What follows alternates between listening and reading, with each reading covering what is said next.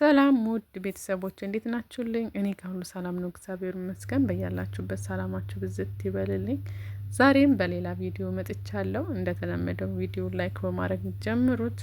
ወደ ቪዲዮ እንግባ ማለት ነው። ወደ ዛሬው ቪዲዮ እዚህ ጋር ውሃ አስተካክያለሁ ሰዓቴን ለመቆጠብ እና የምጠቀማቸው ግብአቶች እዚህ ጋር ቅርንፉድ ጨምሬያለሁ። ቅርንፉድና ግልፋ ወይም ቀረፋ እና ሽክርክሪት የሚባለውን ነገር ነው የጨመርኩት ማለት ነው። ከዛ ወረቀቃል እና አንድ ራስ ሽንኩርት እንደምታዩት ጎረድ ጎረድ አድርጌ እንትኑም አንሶኛል ብዬ አስቤ ነበረ። ግልፋ ጨምሬያለሁ ማለት ነው። ከዛ እንዳያችሁት ግማሽ ዝንጅብል፣ ከዛ ከድከዴ ብዙዎቻችሁ ከድከዴ ምንድነው ትሉኛላችሁ። ከድከዴ ማለት ይሄ ነው። ከዛ ደግሞ አበባ ጨመርኩ ማለት ነው። ይሄ ነገር ለቅባትም ለውህድም በጣም አሪፍ ነው።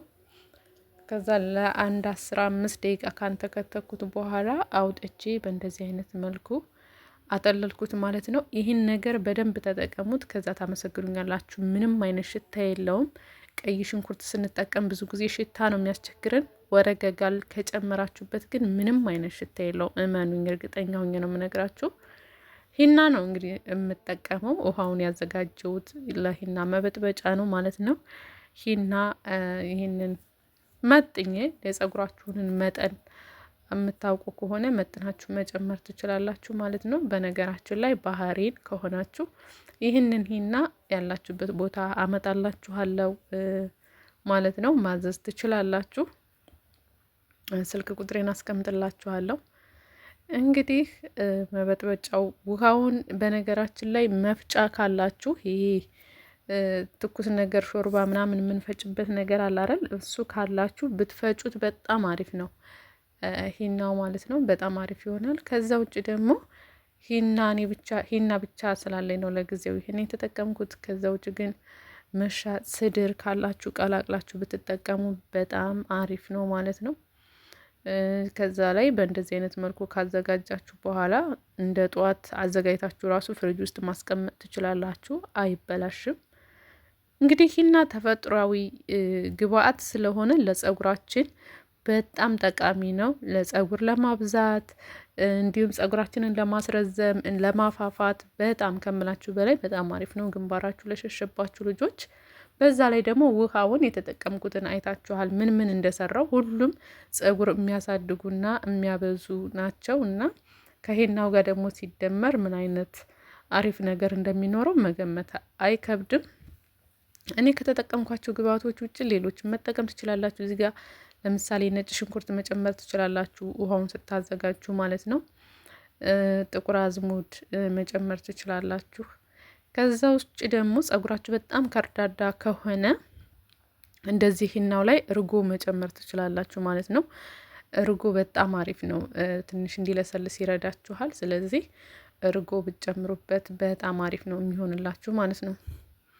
ከዛ በተረፈ እንግዲህ ይሄ ቅባቴን ብዙ ጊዜ ለገበያ እንዳዋልኩ ተናግሬያለሁ። አሁንም ባህሬን ያላችሁ ልጆች ማዘዝ ትችላላችሁ። እንዲሁም ደማም ማምጣት ትችላለሁኝ። ስልክ ቁጥሬ 34 20 74 92 በዋትሳፕ ማዘዝ ትችላላችሁ። ይሄኛውን ትልቁን ከመታጠባችን በፊት በማንኛውም ነገር ብቻውንም ቢሆን የምንጠቀመው ቅባት ነው። እዚህ ጋር እንደምታዩት እኔም እየተጠቀምኩት ነው ማለት ነው። የጀመርኩትን ለመጨረስ ነው። ትንሹ ደግሞ ከታጠብኩ በኋላ ነው የምጠቀመው። በኋላ ላይም አሳያችኋለሁ። መግቢያ ላይም ስጠቀመው አይታችሁኛል ማለት ነው። ስለዚህ ሂና ላይ ብዙዎቻችሁ ሂና ስጠቀም ጸጉር የደረቀብኝ ትላላችሁ። አጠቃቀማችሁ ነው እንጂ ሂና ጸጉር አያደርቅም። እንደነገርኳችሁ ጸጉራችሁ በጣም ደረቅ ከሆነ እርጎ ጨምሩበት። ከዛ ውጭ ግን ያለ ቅባት የምትቀቡ ልጆችም አላችሁ። እሱ ነገር ደግሞ ስህተት ነው። ቅባት በደንብ መጨመር አለባችሁ። እኔ እንደውም ጸጉሬ ላይ ሰሞኑን በደንብ ቅባት እያበዛውበት ስለነበር ነው እንጂ የጨመርኩበት ቅባት ራሱ በቂ ነው ብዬ አላስብም።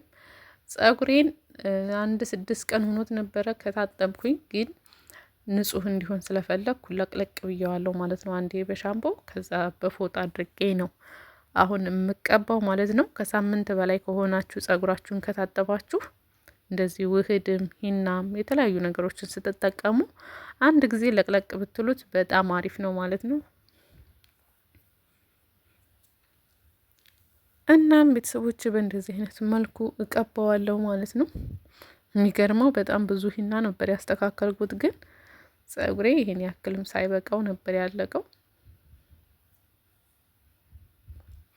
እና በዚሁ አጋጣሚ እንደነገርኳችሁ ባህሬን ሙሉ ባህሬን ያላችሁ ቀሲል ሂና መሻጥ እንዲሁም የተለያዩ ቢጃማዎች፣ አልባሳት እና ቤት ውስጥ እንግዲህ አስተካክዬ አዘጋጅቼ እየሸጥኩት ያለውን ቅባት ማዘዝ ትችላላችሁ። ስልክ ቁጥሬን የመጀመሪያው ኮሜንት ላይ አስቀምጥላችኋለሁ።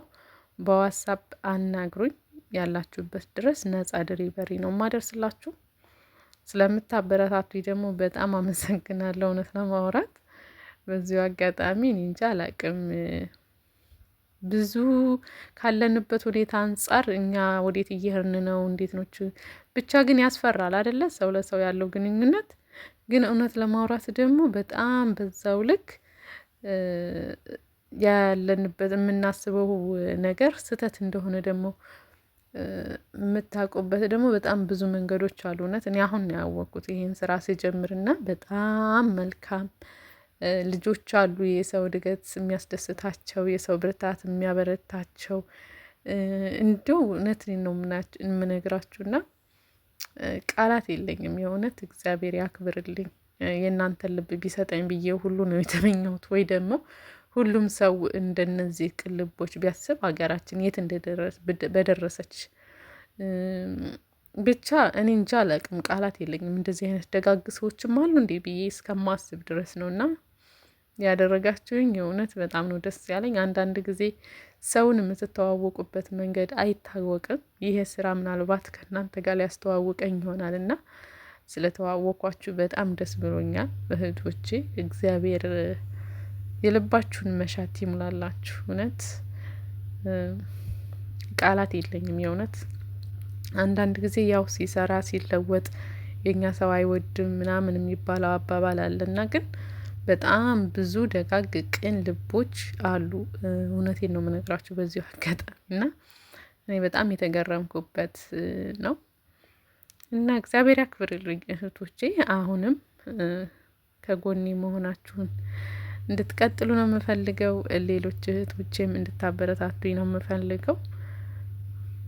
የሰው ልጅ ሲሰራ ብታበረታቱት ካለንበት እንግዲህ ብንወጣ የተሻለ ነው ብዬ አስባለሁ።